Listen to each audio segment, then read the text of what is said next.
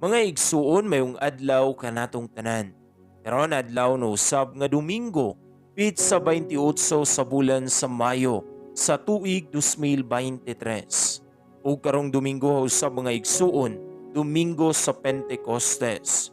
Sa ngalan sa Amahan, sa Anak, ug sa Espiritu Santo. Amen. Ang Ebanghelyo kinutlo gikan sa basahon sumala ni San Juan.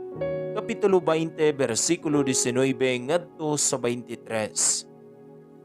Sa pagagabi na niadtong Domingguha, nagtigom ang mga tinunan sulod sa lawak o gitrangkahan nila ang pultahan. Hinahadlok man sila sa mga kadagkuan sa mga Hudeo.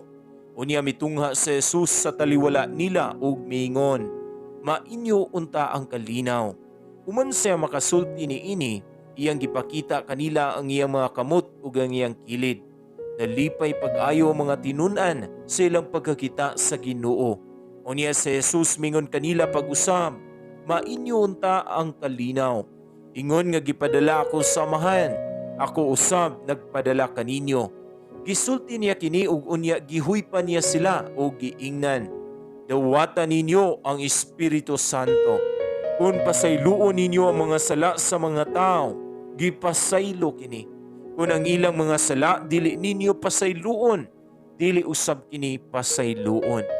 Mga igsuon, ang Ebanghelyo sa Ginoo. Dayon ikaw, O Kristo.